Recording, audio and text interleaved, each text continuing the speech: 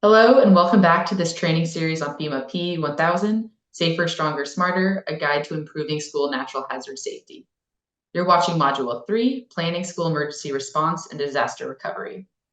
Right, so this is the third of 6 training videos that are outlined here. Module 1 was an introduction to FEMA P-1000. Module 2 discussed identifying relevant natural hazards and making school buildings safer. In this module, Module 3, Lori will review planning school emergency response and disaster recovery. Looking ahead, Module 4 will touch on engaging the whole community. Module 5 will discuss the supplemental technical guidance in FEMA P-1000. And lastly, Module 6 will review some funding resources. So with that, Lori, let's get started. Thank you so much, Gigi. As Gigi mentioned, this module is going to specifically focus on planning school emergency response and disaster recovery. And so during this session, we're going to learn how to develop school emergency response plans and also, importantly, to develop disaster recovery plans. The first section of this module is actually drawn from Chapter 4 of the Safer, Smarter, Stronger guidebook. And this chapter does several things. It presents an overview of the purpose of an emergency operations plan, or an EOP, which is central to school planning efforts. It also describes the recommended process to develop an EOP, provides an overview of the structure and content of an EOP, details the legislative aspects to consider when developing an emergency operations plan, and emphasizes the importance of training and exercises in guiding the reader to make an actionable EOP. The U.S. Department of Education actually developed this really important guide for developing high-quality school emergency operations plans, which was released in 2013. And that guidance actually served in many ways as a foundation for our 2017 publication. And in that 2013 U.S. Department of Education guide, they state that planning should really have 6 key elements. Number 1, it must be supported by leadership. Number 2, it should use assessment to customize plans to the building level. Number 3, a plan should consider all threats and all hazards that a school could reasonably face. Number 4, it should provide for the access and functional needs of the whole school community, including students as well as staff members. Number 5, it should consider all settings and all times. And number 6, should be created and revised through a collaborative process. School emergency operations plans should include the following elements. What actions need to be taken before, during, and after an emergency event? And should an event occur, these actions should be some of the first elements of a plan to be updated when that information is fresh. Consider, for example, that one of the things we learned in our research after the Anchorage, Alaska earthquake was that many of the school teachers, sometimes they were with students for hours after that earthquake disaster occurred in the morning as they were waiting for parents and children to be reunited. And one of the things they said they wish they would have had is pens, ink pens in their bags so that they could mark off attendance and when children were picked up by their parents and so forth. And that wasn't something that was in their emergency operations bag. And so what actions need to be taken before, during, and after an emergency event? And again, this should be updated regularly. Who is responsible for those actions and contingencies for different situations? If only one school staff member knows how to turn off the gas in an emergency, who's going to be the backup in such an event? All relevant staff need to know about and be trained for their emergency roles. And so questions that should be asked in developing the plan include things like, who will be responsible for staffing and managing the shelter should the school be turned into a shelter, and for how long? Will there be alternate locations for the students to resume school while it is being used as a shelter? Or is the shelter space separate enough to meet laws and coexist with students present? There should also be considerations for water, food, medicine, and power for campus shelters in the event of a disaster. There should also be school preparedness and mitigation strategies and activities that are included, as well as safety policies and protocols for diverse people and places. In the end, the end goal is that emergency operations plans should be actionable, they should be easily understood, and they should be readily used. In order to get to that end goal with EOPs, a number of steps are, of course, involved. So how do we get there to that end goal? The EOP needs to be developed by a diverse group of stakeholders. And so this may involve, for example, collaboration with local emergency responders, business and community groups, and other stakeholders. And students and parents should be involved in the development of that EOP, both for their own situational awareness to know that the plan exists, but also because obviously people who are filling diverse roles have diverse perspectives and knowledge that can be contributed to planning. And so any critical gaps will hopefully be addressed in that planning process. The U.S. Department of Education actually recommends that all schools implement the National Incident Management System, or NIMS, as part of the planning process. And what this means is that there needs to be a clear chain of responsibility, because during a disaster is definitely not the time to be asking who is in charge. And so this includes things like including the organizational structure, outlining different roles and responsibilities, and also standard procedures. And so this incident command system actually assists schools in effective coordination within the school and with first responders. And why this chain of command is so important in an actual disaster is so that everybody knows what their role is and who to turn to if they need assistance or a question that needs to be answered. If this feels like a lot, don't worry. There are resources out there to help guide you. And so, for example, you can visit the rems.ed.gov website for this EOP Assist 2.0 tool, which is great. It can help schools both to create as well as to update their emergency operations plans with state-of-the-art guidance. Because as hazards threats evolve and shift, it's really important that the most recent planning guidance is adopted in our nation's schools to keep school children safe. This REMS Technical Assistance Center that I just mentioned includes a wealth of resources that are available to those who may be new to these sorts of roles within their school districts or local emergency management, or for other partners who just want to learn more. And so REMS offers numerous courses on emergency operations plan development, and they are developed at the request of U.S. Department of Education's Readiness in Emergency Management in Schools Technical Assistance Center. And I would really encourage you to go to that REMS website, and especially to visit their YouTube channel, where you can find lists of the various webinars that they have held over the years. And I've linked out to one here in the document related to reunification after a disaster, because we know that reunification planning is oftentimes overlooked in schools. And so they have an hour-long webinar featuring experts on this topic specifically. And so almost any other topic you can imagine, visit the REMS website and you will likely find a resource to help you. Hello everyone, and thank you for joining us for today's webinar. My name is Dr. Paul Myers, and I'm the Director of Research and Development at the Readiness and Emergency Management for Schools Technical Assistance Center, also known as the TA Center, which is administered by the U.S. Department of Education's Office of Safe and Healthy Students, or OSHS. I'd like to welcome you to the webinar, Reunification After a Community-Wide Disaster, Planning Tools for Schools.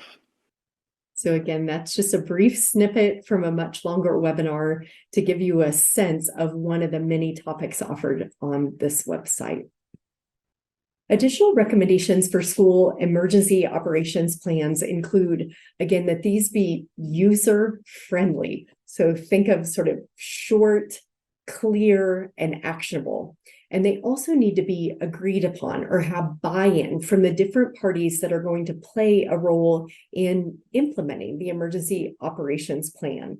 And so while there are many templates and many guides that are out there, it's important to make sure that the structure works best for your school, your community, your context. And so that's what's great about templates. They give us a starting point, but they also can be adjusted based on the school context and the school's specific needs.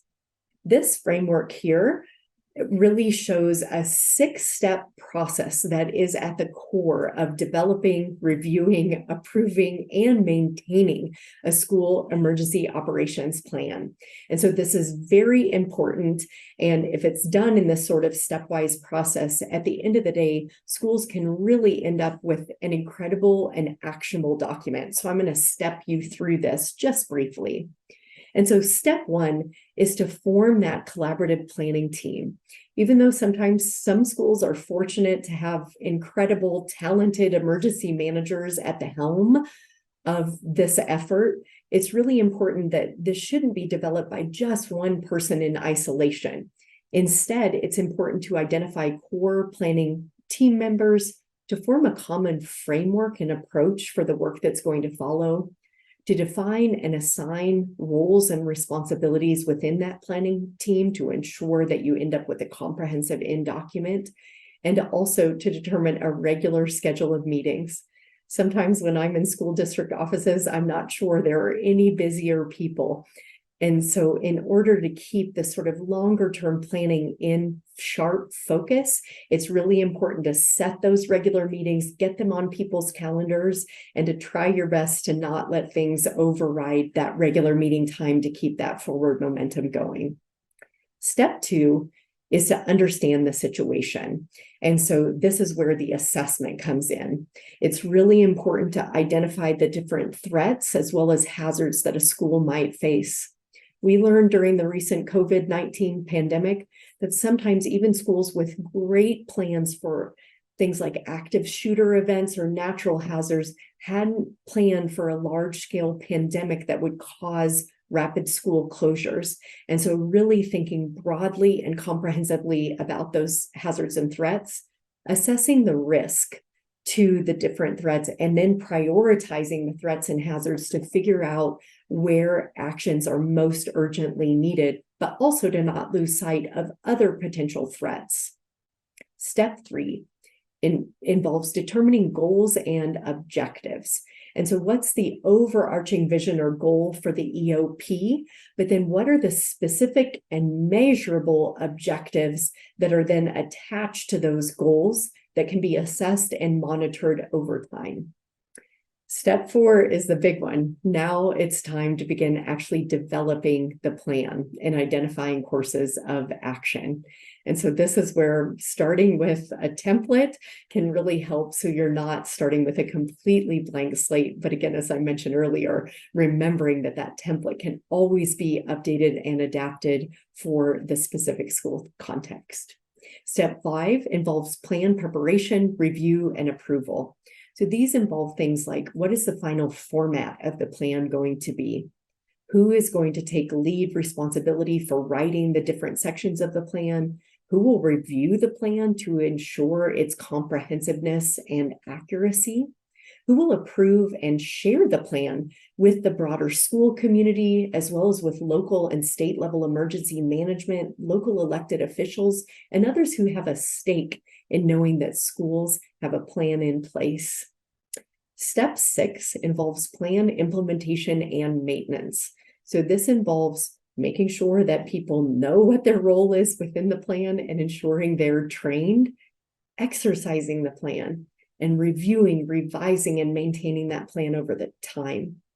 And I really want to put a bold, bright light on that step 6, because we all know that plans are only as effective as they are in terms of how they are trained up, practiced, and ultimately used in day-to-day life.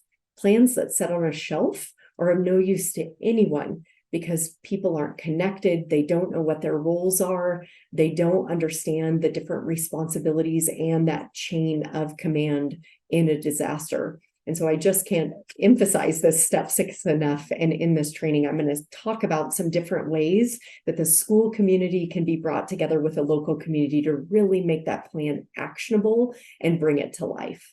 So this just gives you an example, this image on the screen, of the structure of a school EOP. So this is a basic plan. Again, remember, there are lots of templates out there to help you to think about what might go into a plan. What are the different sections and subsections that you might want to include? And so what should the basic plan include? At minimum, a basic plan should say, how is this plan going to get activated? Who is going to assume what responsibilities before, during an actual emergency, and in the aftermath? Who is going to be involved in decision-making processes, and what is that process going to look like? Also, it should outline administrative processes and controls, and should consider diverse groups, settings, and contexts, and explain how the plan will be practiced and maintained over time. It's really important to note that plans should cover all times and locations that could impact school activities. And so, for example, sometimes we know disasters occur right at the beginning of a school day, as happened in the Anchorage earthquake, where some students were already in the school building, some were on buses or in their cars with parents. Others hadn't even set out to school yet. And so what if a disaster happens at that time of day? What if it happens right in the middle of a school day? What if it happens over summer break or during an evening time when school staff aren't in the building? And so thinking about time, thinking about different hazard contexts, also again, thinking about the unique populations who should be considered, and ensuring that different people within the school who may have some responsibility, their roles are clearly identified. So in addition to the core plan, most school EOPs contain detailed annexes that dive in deep in particular areas. And so this again shows an example from a template of a school EOP of the types of functional annexes that may be addressed, as well as the threat or hazard specific annexes that may be included. And so I'm going to give a deeper dive into both of these annexes. And so in terms of functional annexes, these actually describe the critical operational functions and courses of action that could be triggered by a variety of emergency events. What they do is they address the overall response operations in general. And while an EOP could have any number of annexes included, and again, for your school district, it's really important to think about what is most relevant to the uniqueness of your school. But many of the annexes that are particularly relevant to natural hazards include things like communications plans. And so who is going to be responsible for communications in the run-up to a disaster? So let's say that you live in a region where there's a lot of severe weather. Who makes the call on whether school is canceled or students are sent home midday? How is that communicated to parents, caregivers, and the broader community? In the event of an actual disaster, who is going to answer questions from the media? Who is going to coordinate with other public information officers from other sectors of the community, and so forth? So communications, very important. Also, sheltering in place. What happens if there's a disaster or an approaching hazard that requires school children and staff to shelter in place? What is the plan? What about accounting for all persons? So again, I mentioned the case earlier where a disaster happened sort of right at the beginning of the school day, and with staggered school start times, not everybody was in the building when the earthquake that I referenced happened. And so how will people be accounted for? Is it through physical check-ins? Is it through text messages? Is it through phone calls, and so forth? Another functional annex that's really important is related to reunification. What happens if an event happens during the school day? Who will be responsible for handling reunification protocols?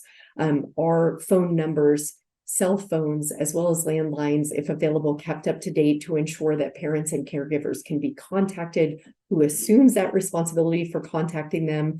If a school emergency happens where a school has to be evacuated, is there a reunification location that has been identified within the community, and has that been communicated to parents? Again, an annex will allow the planning team to think all of these different scenarios through and ensure that they're ultimately communicated. Also, continuity of operations and recovery annexes are important, as are health and medical, especially important for thinking about members of the school population that may have particular access and functional needs, medication needs, and other key concerns. In addition to those functional annexes, school EOPs also should include threat or hazard specific annexes. Schools should develop these annexes after really assessing, thinking through carefully, what are the different threats? These may be natural hazards threats. They may be technological hazards, such as related to chemical releases that could happen if a train passes through a community. They could be acts of willful or human-caused violence, or they could be public health threats or emergencies, such as those related to influenza outbreaks. While the FEMA P-1000 guide focuses on natural hazard threats, such as earthquakes, floods, hurricanes, tornadoes, tsunamis, and windstorms, we really want to emphasize that most schools also have specific annexes on many other events, such as active shooter incidents, toxic releases, or many other threats, such as extreme heat or extreme cold, that are really important for the particular context. There are also key legislative considerations that need to be taken into account in developing EOPs. In particular, there are local, state, and federal laws that must be abided by that impact different elements of the emergency planning process. So at this point, I want to pause and say, I hope it's clear why it's so important to have a planning team for developing these comprehensive EOPs, because it is rare to find one person who holds all of this knowledge and expertise alone. But again, when we bring together planning teams who represent different elements of the community, they can really bring in this expertise and make sure that no stone is left unturned, and that schools are in compliance with various laws and regulations, and also that they're meeting their more general goal of keeping children safe. So with that said, it is important that schools abide by laws that regulate their state and community and federal laws in terms of planning. And so there are a number of federal laws we call out in the guidebook that are really important to think through and take into account in creating an emergency operations plan. So these include the Americans with Disabilities Act, the Civil Rights Act of 1964, the Family Education Rights and Privacy Act, or FERPA, Health Insurance Portability and Accountability Act, or HIPAA, Title IX, as well as the Elementary and Secondary Education Act. So again, pausing for a moment and thinking about the incredible stress and pressure that comes in the event of a disaster. And for many people, this is indeed one of their worst days that they've ever experienced as an educator or as a school administrator. And under those conditions of extreme duress, we can imagine instances where certain rules wouldn't be abided by. So, for example, if there was release of confidential information in the quest to try to find and locate people and to reunify families. And so with this kind of pre-planning, the intent is to make sure that these laws are abided by, that everybody in the whole community is accounted for in just and equitable ways, and also that the impacts of disaster are reduced as much as possible. How do we make these plans that otherwise would sit on a shelf come to life? One of the most important ways for doing this is to have regular trainings, drills, and exercises. Not only has research shown that engaging in training drills and exercises can make the planning process more effective so that EOP can be updated and improved, but it also helps to keep protocols relevant. In addition, having these large-scale trainings and exercises is a great way to build awareness within the school as well as in the broader community about response protocols and other activities that are being undertaken at the school. This is also a way to increase the chance that the procedures that are written down in the document will actually be followed in the event of an actual emergency. The Homeland Security Exercise and Evaluation Program, or HSEEP, offers support for designing, executing, and importantly, evaluating exercises so that there really can be this learning cycle. If you check out the resources section at the end of the guidebook, you can find more on this particular resource, as well as many other programs and efforts that can support these kinds of activities. There are a number of potential exercises that schools may either be required to undertake at a certain sequence each year, such as drills. And so some states require that, for example, tornado drills are held once a month, or earthquake drills are held once a quarter to ensure that students know what to do in terms of seeking shelter or drop covering and holding on in the event of an earthquake. But there are other exercises that may be engaged in, such as tabletop exercises, functional exercises, and full-scale exercises. And these exercises really are critical to school, community, and national preparedness efforts. One great example of this is the Great Shakeout that occurs in October each year. And it started out sort of as a humble earthquake drill, trying to get people to know what to do in terms of drop covering and holding on in an earthquake disaster. But over the years, it's grown into a major event involving schools across the nation, as well as businesses and other local government and other entities. And millions of people now participate in the Great Shakeout. And so this is just one example of how those drills can actually be tied to larger national or even international efforts to get attention around school preparedness activities. It's really important in thinking about which exercises to pursue to check state and local laws for emergency drill requirements and to make sure that that's built into the regular program and, again, of course, accounted for in the EOP.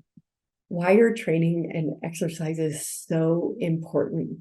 So there are several reasons, and again, assessment of the impact of training and exercises has really shown what an important role these play in education and socialization of emergency planning. So they support familiarity with designated emergency roles, so people know what their role is when they're the backup, when they're the double backup for somebody else. They also help to identify gaps and weaknesses in the planning process, as well as opportunities for improvement and enhancement. They also allow schools to test the feasibility and safety of evacuation routes, as well as secondary routes. They also provide opportunities for students and staff to offer input and questions, and they should always emphasize safety, learning, and improvement. The reason we do exercises and drills isn't because we're perfect or already have all the information. It's so that we can continually learn and grow and, again, socialize this emergency information. So I want to show a brief video taken by chance. A teacher, a middle school teacher in Anchorage, had a camera running in his classroom for a day of student presentations and caught the following on film during that earthquake. And if after watching this, you don't buy into the power of drills and how this can really get into the muscle memory of students, we're going to have to find another video for you, because I think this one's pretty powerful in terms of speaking to the importance of conducting regular drills. Something that you know is bad, and then Ian finally just shared with us.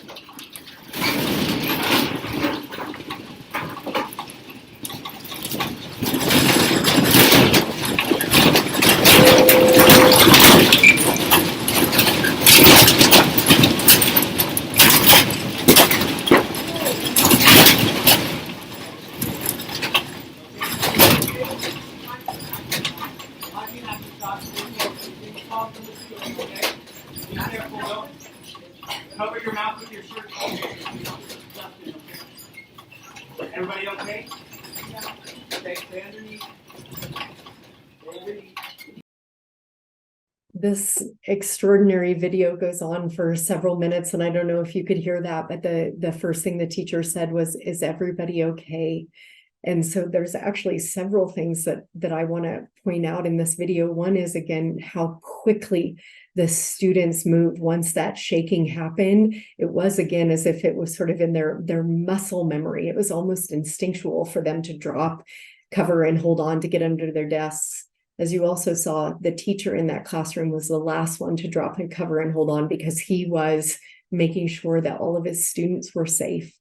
You also saw that sort of the power blinked in and out, but again, the students and teachers stayed under their desks as the shaking was occurring. And one other thing I want to point out in that video is that even though that shaking was quite intense, you see that nothing fell down in that classroom. Ceiling tiles didn't fall, the projector didn't fall, the screen didn't fall over. And so another thing that we obviously focus on in this guidebook and have been focusing on in this training series is not only how important the drills are and the activities, but also those non-structural and structural mitigation actions with the physical structure surrounding the children to ensure that everybody stays safe in an event like this. And so big kudos for the Anchorage, Alaska schools and all of the work that they put into doing these kinds of drills and exercises, because it obviously did pay off in perhaps life-saving ways in that 2018 earthquake. In terms of carrying out training and exercises, partnerships are key. This is something we've mentioned throughout all of the modules related to this series. When engaging in training activities, it's really important to engage key stakeholders. They need to be integrated into into the various activities, and also they need to be built onto the existing activities. It's really important for school leaders to coordinate with local leaders as well as emergency responders when they're carrying out various drills and exercises, especially those that might involve coordination with local police, fire, emergency management, or other agencies. It's also really important. We know that school days are absolutely packed full. That's why offering teacher in-service workshops or trainings is so important. That image up there on the screen is actually an image of the drill schedule for the Anchorage Public Schools. And so really thinking about getting your head around the different drills for the different hazard types and when those are being conducted across the different schools to ensure compliance and safety for the broader schools. That is a big task. And so that's why, again, ensuring that everybody is on board, understands the big picture, and knows their role in the big picture is vitally important. One of the key messages in this part of the training is about, again, making that plan actionable. How do we do this? Once the EOP is developed, it's really important to communicate it with the community and key stakeholders. So rather than waiting for a parent to reach out to the school district to say, you know what, I heard about this affecting this community, do we have a plan? Instead, school leaders can really be proactive in this regard. Maybe at the beginning of each academic term, sending out that emergency plan, reminding parents and students to update their cell phone numbers and their email addresses so you can get in contact with them, and also to ask them, take a look through the plan. If you have questions or updates that you recommend, let us know. This is a great way to engage the community and to really ensure that they know that plan exists and to have a voice in making sure that it's as useful as possible. One of the things to remember too is that the plan is just that every disaster is unique. And for that reason, it's really important to have as much written out and thought out as possible, but also to know that flexibility and improvisation are so important in the event of a disaster. It's also important to have backup or alternate assignments when designated personnel are not available. And again, driving this point home, the plan needs to be regularly reviewed and updated. And ideally, it won't just be reviewed by reading the print on the page. Instead, it will be reviewed and updated after it's been exercised by the school community and local partners. With that, I'm now going to transition to what I might call part 2 of this particular training, because this part of this training module actually focuses on chapter 5 of the guidebook, which is planning the recovery. And in chapter 5, users will find a great deal of information that we really think is vitally important, because we know it's hard enough to find that time to sit down and to create an emergency operations plan for the event of an actual school emergency. Oftentimes, having schools sit down and really plan out a short and long-term recovery plan can feel like a big ask, but for the schools that have actually engaged in this effort, almost to a person in terms of school leaders that I've spoken with, they've all said it was so worth it because of the relationships built, the knowledge formed, or the knowledge acquired, and just for that feeling of knowing that should the worst case happen, that the school is ready and will get back to its business of educating students as soon as possible. In chapter 5 of the guidebook, there's many different issues that are covered, including an overview of the specific issues that schools may face should a disaster occur in the district or to a specific school, and the steps that school leaders can take to ensure that they recover well. The chapter also includes important aspects to consider while trying to get students and staff back into school buildings.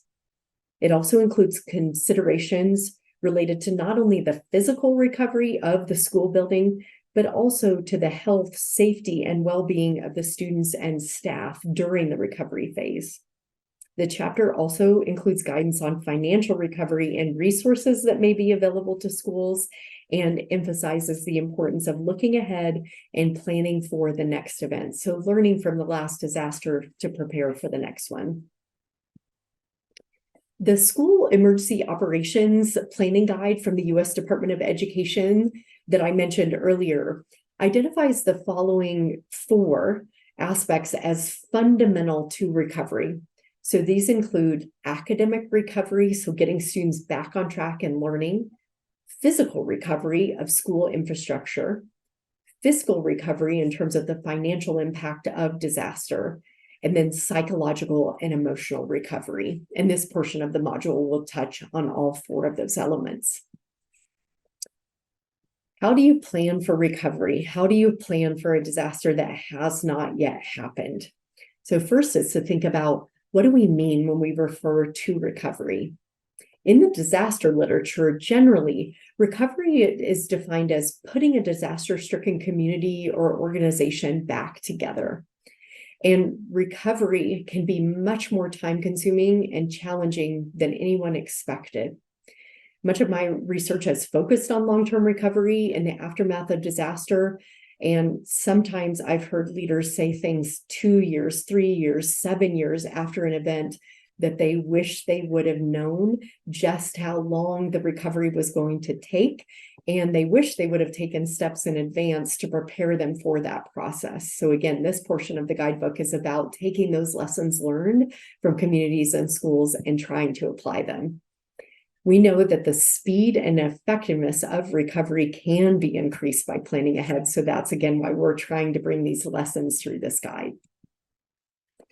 So one of the first steps related to the physical recovery of school buildings has to do with post-disaster building assessment. And this is where having a friendly engineer and architect on your team or in your network is really important. So let's say that an earthquake, a flood, a hurricane, or other event occurs. The first step is going to involve performing an expert assessment of the building or buildings in the district that have been damaged. Local building officials or other trained experts can perform these assessments. And we call out in the guidebook that there are actually 2 products that can be really helpful in terms of conducting these post-disaster assessments.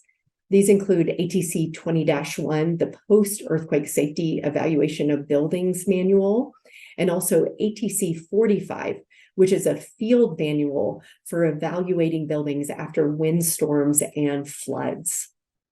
In terms of these building assessments, it's really important that the damage is documented, because this is necessary to receive appropriate insurance or other reimbursements from the federal government, for example. And these are typically conducted by a licensed engineer. What should happen ideally, and this is why the planning for recovery is so important, is that school leaders should reach out to local building professionals to pre-arrange school building evaluations after a disaster. And so this is sort of, think about this like getting in the queue. A disaster happens, and I can't imagine an engineer with expertise in this area whose phone isn't ringing off the hook as people are trying to get their buildings assessed. And so developing that relationship before a disaster with a building professional can really ensure that they will hopefully prioritize, recognize the importance of schools in the community, and so they can come out and do the necessary building assessments. Again, those local building professionals, they are likely to be very busy after a disaster. Also, sometimes schools are being used as shelters after a disaster. So it's absolutely vital that their safety is assessed. In order to ensure this happens quickly, having that pre-established relationship can make all the difference. After that damage is documented, the building owner becomes responsible for making sure the damage does not get any worse. And so this means, in order to get this documented, once it's documented, only then can the owner proceed with the necessary repairs without waiting on insurance adjusters, for example. One of the things that's really important, a mantra, as well as really a set of guiding principles that have been developed and adopted in the hazards and disaster space, is related to this idea of building back better. So should a disaster occur, what are the steps that can be taken to ensure that in future events that the recovery has involved practices to reduce future disaster risk, have enhanced community recovery, and also have been effectively implemented? The old ways of conceptualizing and doing disaster recovery were oftentimes sort of seen as putting a disaster-stricken community back together as it was before.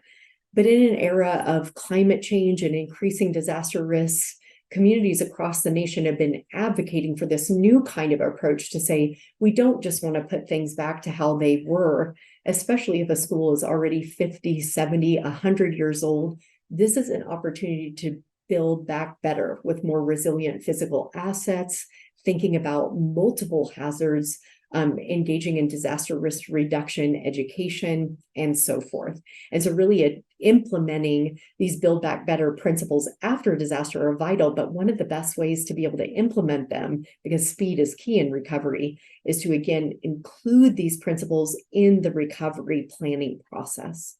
With building back better, some of the key things that school leaders can do involve checking with local building code officials on relevant rules. One of the things we mentioned at the outset of this guide that makes schools unique and particularly challenging in terms of encouraging natural hazard safety is that many of our nation's school buildings are actually used for longer stretches of time than other building types in our society. And so think about the school in your community. I think the school in the small town in Kansas where I grew up, I think it's many, many decades old, and it has been built onto over the years, but I think it's probably approaching maybe 80, 90 years old.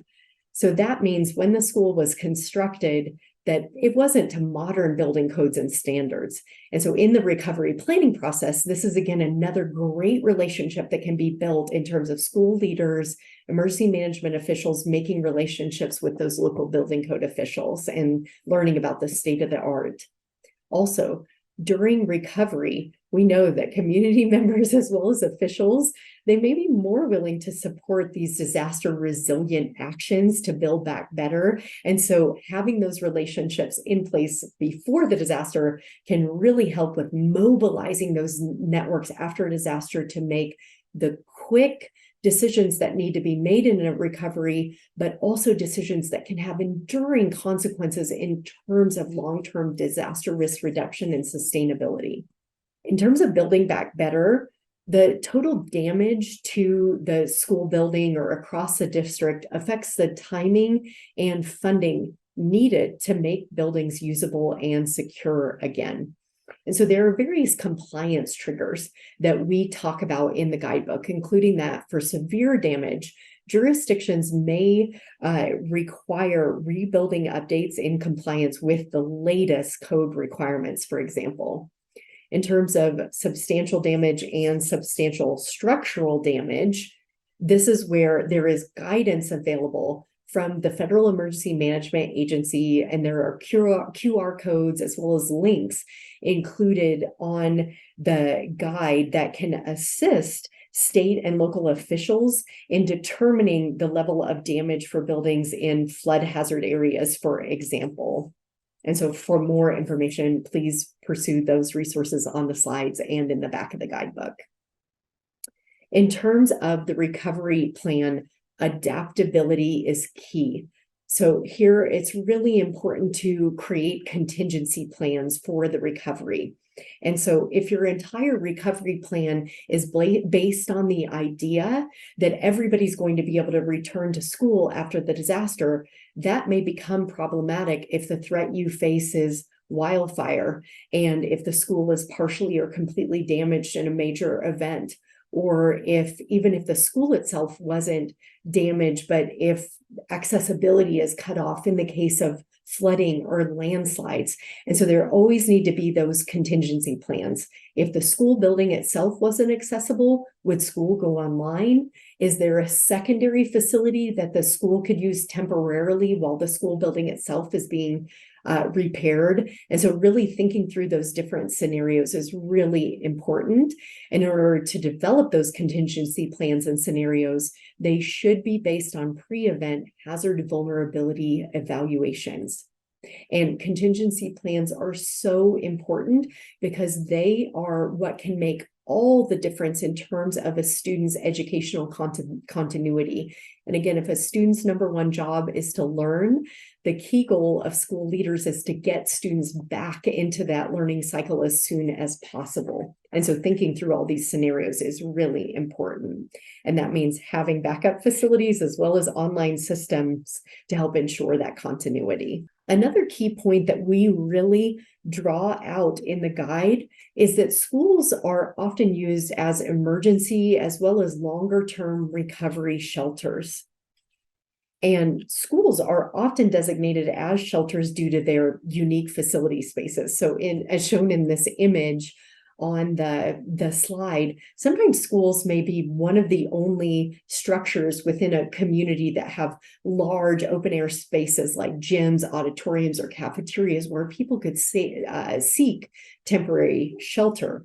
This is an incredible aspect of schools, but it can also interfere with schools and their plans to resume schools. It's really important in this case to ensure that administrators check to determine how and if schools are included in emergency and recovery plans. And I have to say, after doing a lot of research in hurricane and flood affected communities, I have heard from many school officials that were actually taken either somewhat or completely by surprise when their schools were then used by officials for temporary sheltering, and they felt like they lost authority of their school building.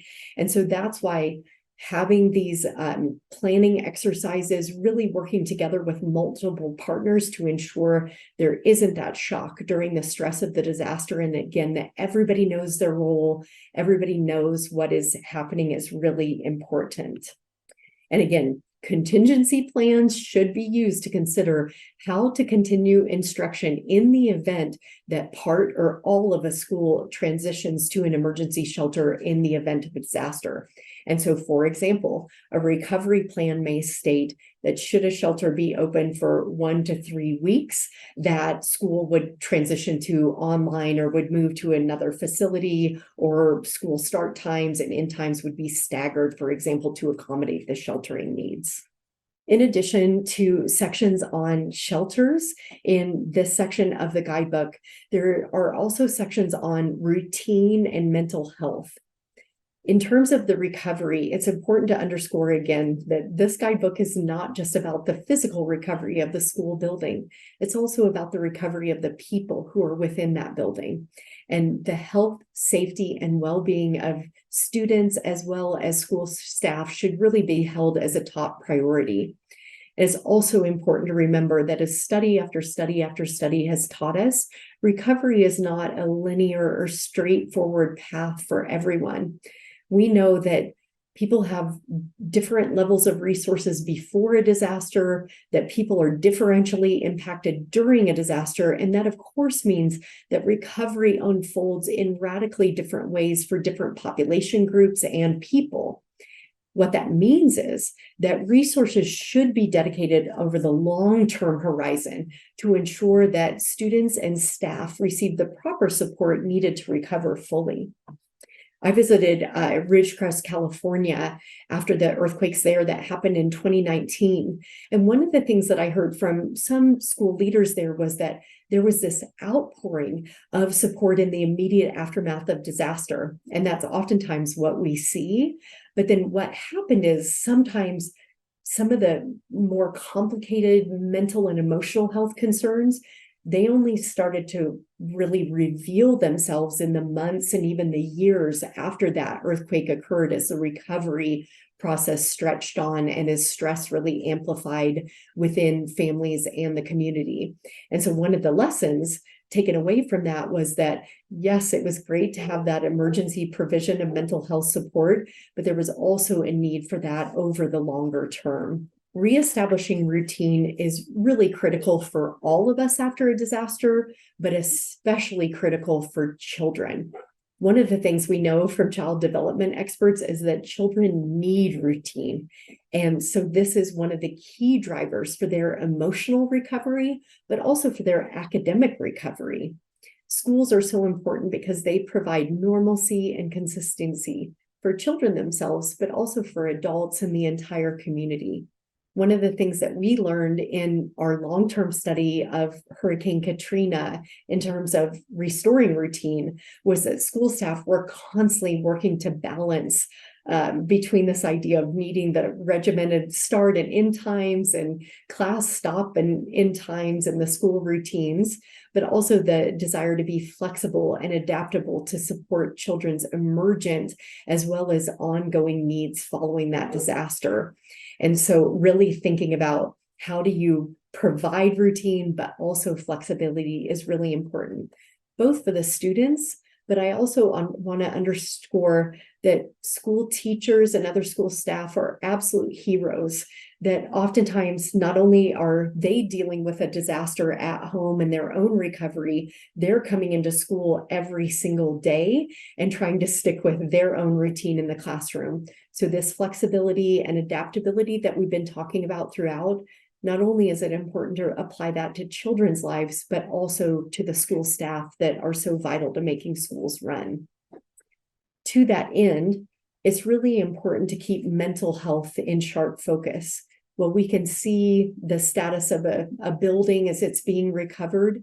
It's much harder to see and to peer inside to know how people are doing in terms of their hearts and minds. And so for that reason, it is important to remember that those impacted by disaster may experience or demonstrate a variety of issues, such as issues with feeling safety, stress, or extended grieving, hopelessness, depression, guilt, and even withdrawal. Sometimes teachers have reported that they see changes in classroom behavior where students who had no behavioral issues before begin acting out.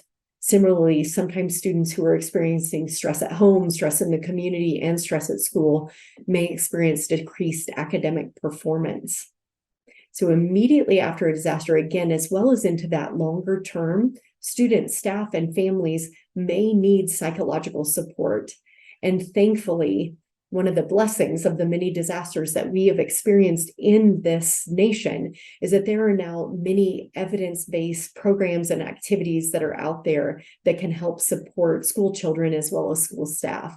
And one of the resources that we highlight in the guidebook is the National Child Traumatic Stress Network, which offers many, many wonderful resources for children in schools.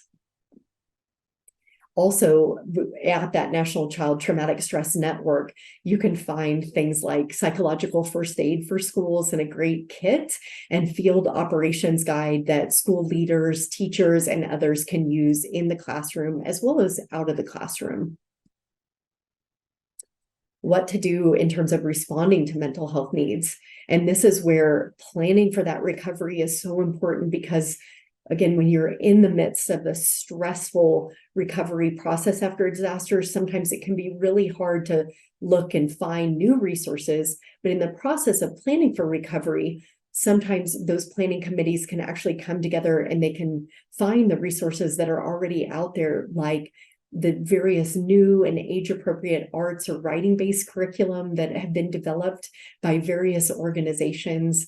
There are other activities such as peer listening teams that can be formed for both students as well as for school staff to come together. And again, just underscoring this point, teachers and school administrators are oftentimes some of the most generous and giving people you will meet. And as they give so much to their students, it's also important to make space to ensure that the staff have space for their own mental health needs and the requisite support. I'm just going to have one slide on financing the recovery because Module 6 in this training series actually focuses much more extensively on various funding outlets. What are the financial records that may be needed for recovery? How can schools ensure that those records are backed up? And also what needs to be done with donation management. And so these are some of the topics that are covered in the guide, but we hope you will watch Module 6 for a deeper dive in terms of the financing the recovery. And I know this is important because the times that I have presented in person on this guidebook, oftentimes people will say, okay, we're on board, we want to do this, but how do we find funding for either the mitigation activities that we need to engage in or for longer term recovery? And so again, Module 6 will help provide insight in that regard.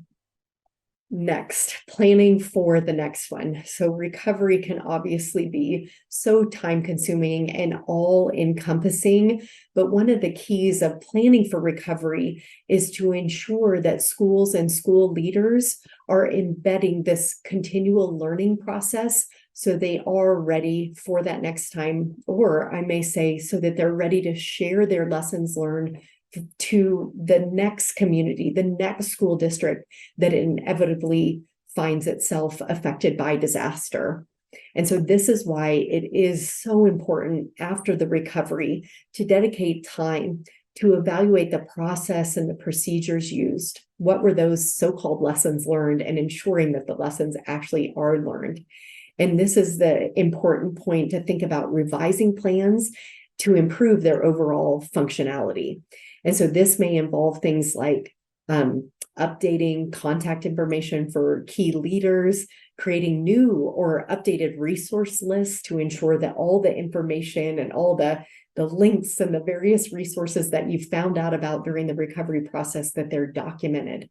This is also a good time to make revisions to key response activities in the emergency operations plan, to figure out changes that may be needed to the actual school infrastructure, to the bus routes, as well as to thinking about changes to school policy and procedures. And one thing I'd like to say about this is, on the slide, it says after full recovery, as if there is some kind of magical endpoint when everybody says, okay, we did it, we're done, recovery's over. Instead, I think it's much better to think about this as sort of okay, we're at 6 months.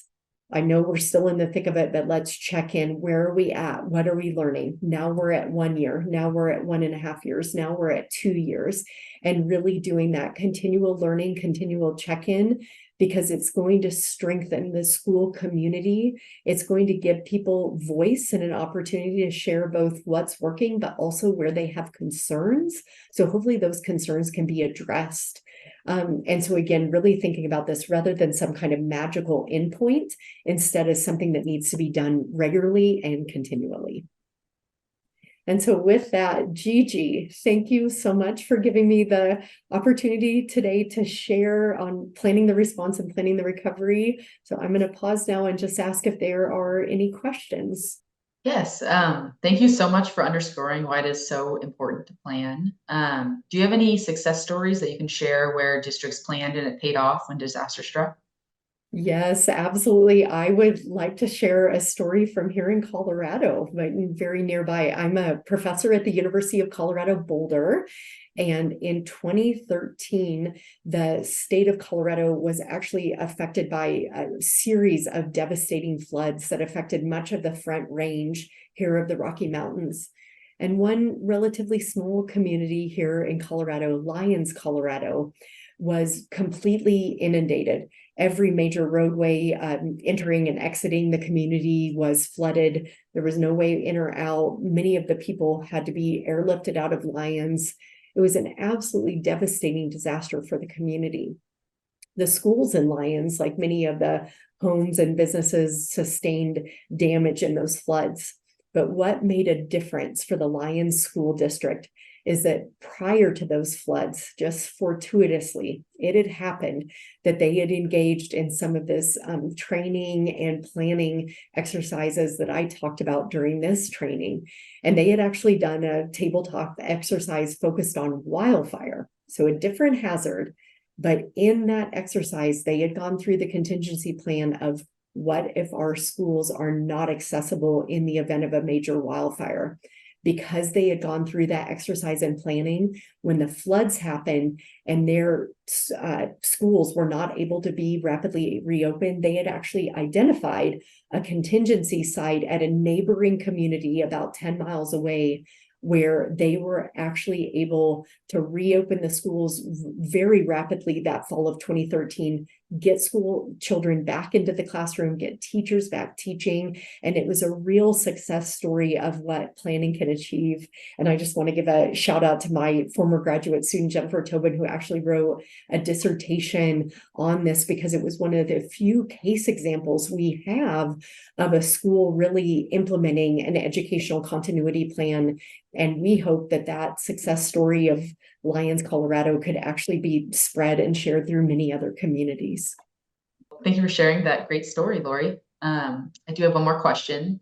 So you spent nearly a decade after Hurricane Katrina studying children's recovery experiences.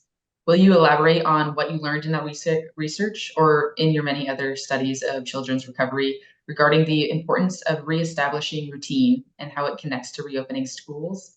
Oh, yes, absolutely. And I have to say that was routine was perhaps one of the most uttered words that we heard, not only from teachers and school administrators, but also from parents, as well as the children of Katrina, that everybody was seeking that restoration of routine, because the disaster was just so enormous and so devastating.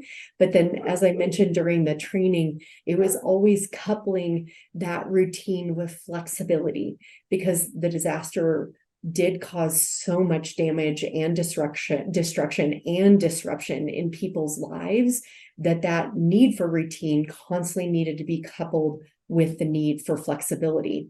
And so what that meant was, for example, many schools in Louisiana have strict school dress code policies. But one of the things that was quickly recognized was many children lost all of their clothes in that disaster, and they didn't have access to the required school uniforms. And so that was a place where, okay, we've got our routine, we've got our rules around this, but we're going to loosen them for this period of time until we can figure out what our new policy is going to look like. And so sometimes these things that just we take for granted during non-disaster time can become such an enormous deal after a disaster for children as well as families. So that's just one example I'd give. And then I want to give a really specific one from the Anchorage earthquake that really stands out to me, is that in some of the school buildings that were damaged in Anchorage, engineers came in, they assessed the buildings and they deemed them safe. But we know that sometimes earthquakes cause things like that, just tiny cracks that will appear in the school walls, right? And one of the things that teachers quickly recognized was that those cracks were very stress inducing to the children who'd been through that earthquake. They felt that dramatic shaking.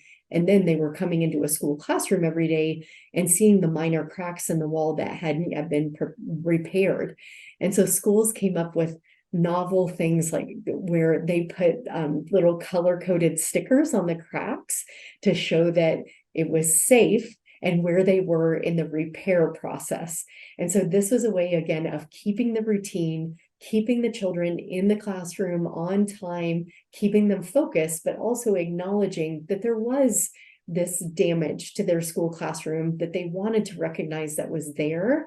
They wanted to acknowledge the children's fears, but they also wanted them to have sort of an active role in recognizing when the repairs were happening. So I think teachers just do novel things like this all the time. And this is where, again, documenting more of these stories, I think, is so important.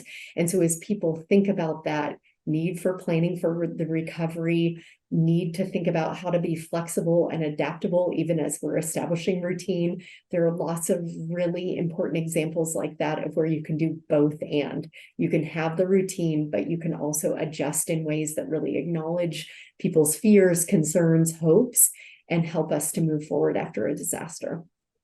Great, thank you so much, Lori. So this concludes training module 3, Planning School Emergency Response and Disaster Recovery. In the next module, module 4, Barry will discuss engaging the whole community and how to move forward with school natural hazard safety. We hope to see you there.